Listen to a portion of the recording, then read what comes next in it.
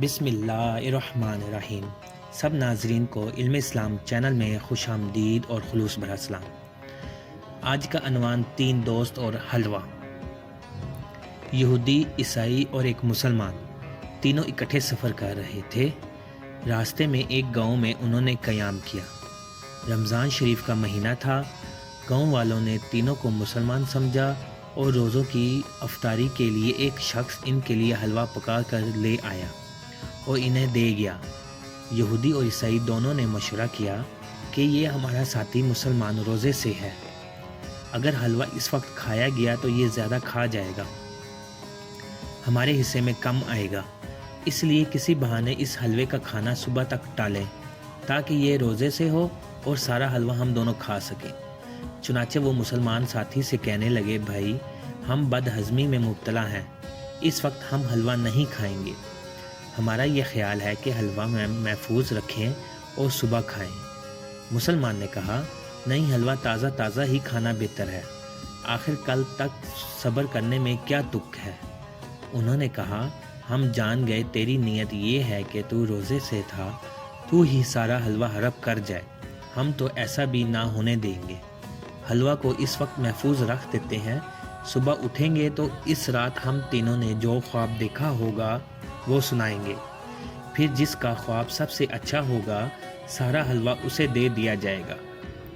مسلمان نے یہ تجویز مان لی اور حلوہ ایک جگہ رکھ کر تینوں سو گئے۔ سحری کا وقت ہوا تو حسب معمول مسلمان اٹھا اور اطمینان سے سارا حلوہ کھا کر پھر سو گیا۔ صبح تینوں جاگے، اپنا خواب سنانے لگے۔ پہلے یہودی بولا، کہنے لگا، میرا خواب سنو۔ حضرت موسیٰ علیہ السلام تشریف لائے تھے، انہوں نے مجھے جگایا اور فرمایا، اٹھ اور میرے ساتھ کوہ طور چل۔ چنانچہ میں اپنے پیغمبر کے ساتھ کوہ طور پر چلا گیا، وہاں پہنچ کر عجیب و غریب نورانی نظارے دیکھے۔ عیسائی بولا، رات کو خواب میں میرے پیغمبر عیسیٰ علیہ السلام بھی تشریف لائے تھے، انہوں نے مجھے جگایا اور فرمایا، اٹھ اور میرے ساتھ آسمان پر چل جہاں میں رہتا ہوں۔ چنانچہ رات خواب میں اپنے پیغمبر کے ساتھ میں آسمانوں کی سیر کرتا رہا۔ تم کوہ طور پر تھے جو زمین پر ہے اور میں آسمان پر تھا۔ خواب میرے بلند درجے کا ہے۔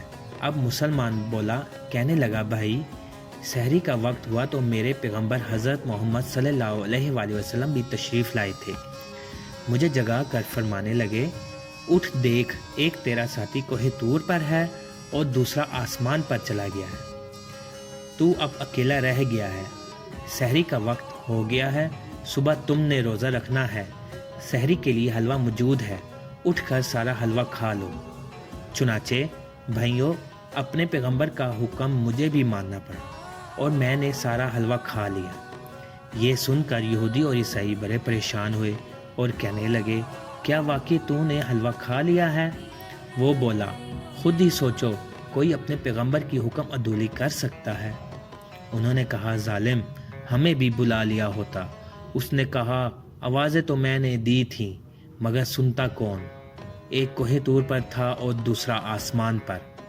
وہ دونوں بولے، بھائی خواب تو تیرا ہی سچا ہے، جو کچھ تو نے دیکھا ہے ہمارے خوابوں سے اچھا ہے، تیرے خواب میں بیداری ہے کیونکہ تو نے خواب میں اپنی مراد حاصل کر لی۔ معزز ناظرین، اس مضمون سے ہمیں سبق ملتا ہے کہ یہودی اور عیسائی ہمیشہ مسلمانوں کے مخالف رہے ہیں اور مسلمانوں کو نقصان پہنچانا چاہتے ہیں اور ان کو دین و مذہب کے حلوے سے محروم کر دینا چاہتے ہیں۔ جو دانا مسلمان ہیں وہ ان کے داؤ میں نہیں آتے۔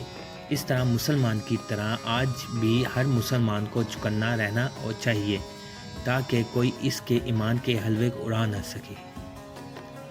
ویڈیو کو لائک اور چینل کو سبسکرائب کرنے کے لیے آپ کا شکریہ۔ اللہ حافظ۔